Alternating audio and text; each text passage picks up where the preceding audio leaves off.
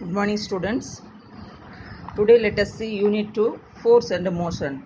Introduction. We have studied in our earlier classes that push or pull results in some motion of the object. For example, when we open the door or kick the football or lift our school bag, motion is involved and there is some push or pull. When we open the door, we push it. When we kick a ball, we push it.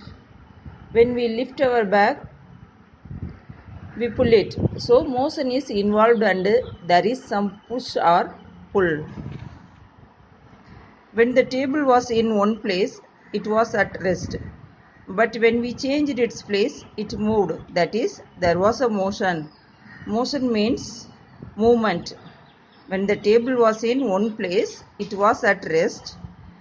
But we changed its place, it moved. That is, there was a motion. What is motion? Movement. What is the meaning for motion? Movement. So, when there is a change in the position of an object with respect to time, then it is called motion. If it remains stationary, it is called rest. Stationary, what is stationary means rest. When there is a change in the position of an object with respect to time, that it is called motion. If it remains stationary, it is called rest. This is the definition for motion and rest. Some common examples, let us see. When you get into school van to come to school, you move with along the van. But you will be sitting in the van. Your mom who stands out to say bye to you, she does not move. Your friend who comes with you and who is seated near you in the van, she says that you are not in motion and you are stationary, that you are sitting at one place. So according to your mom, you are in motion, but according to your friend, you are at rest.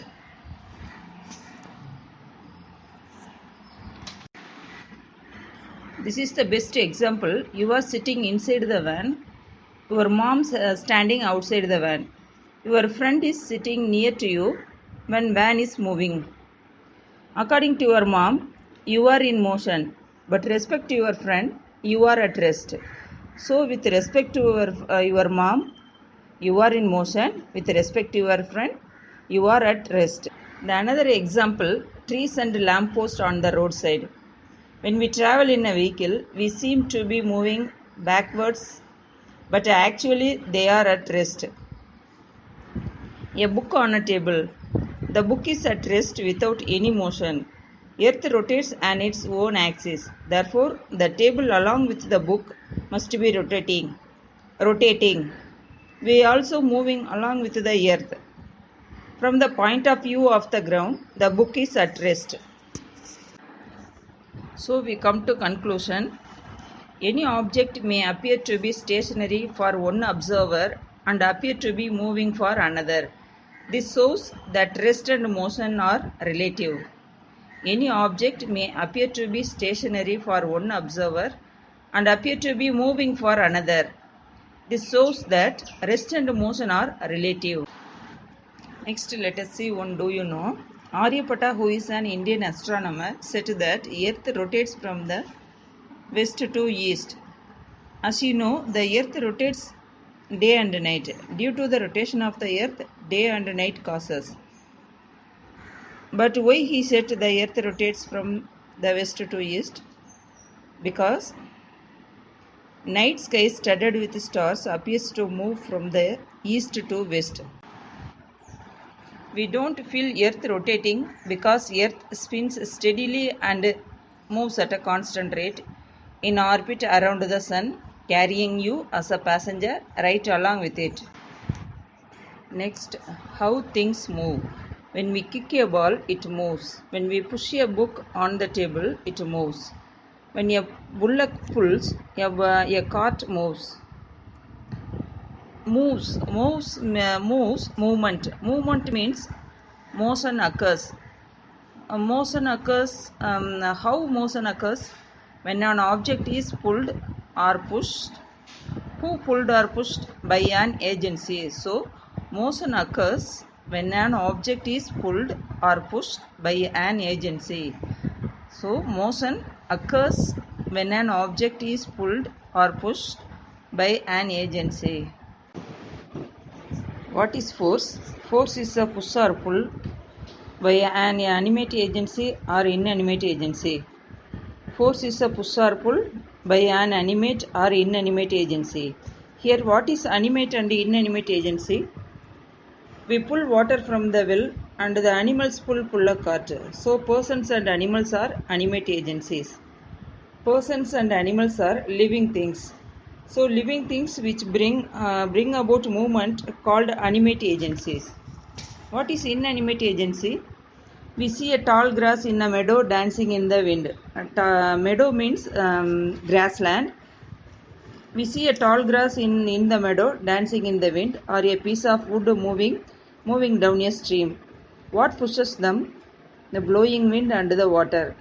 So, wind and water are inanimate agency. Wind and water are non-living things. Non-living things that involved in movement are called inanimate agencies. So, persons and animals, they are animate agency, and wind and water, they are inanimate agency. Forces are push or pull by an animate agency or inanimate agency.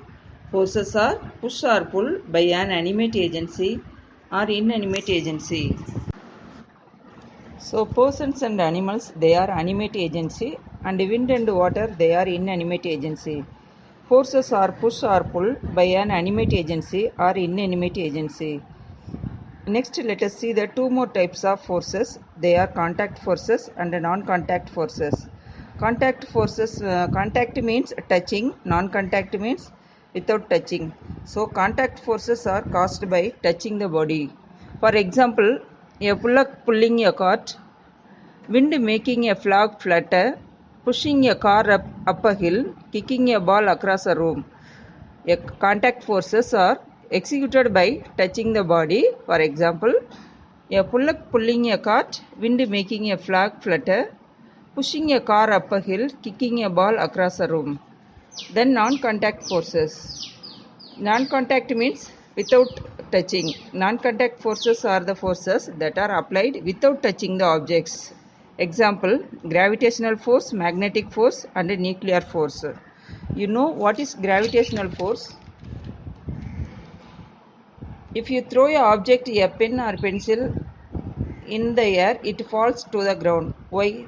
The force that attracts all the objects towards the earth. This force is known as gravitational force. The gravity of the earth or gravity of the earth. So the gravitational force pull the pen and pencil when you throw in the air. Next, let us see what are these. Ripened coconut falls to the ground. Ripened coconut falls to the ground. It falls due to the gravitational force of the earth. Then, when we bring a magnet near a small nail, the nail jumps into the air and sticks with the magnet. The magnet and the nail does not touch each other. There was pulling force that made the nail jump towards the magnet.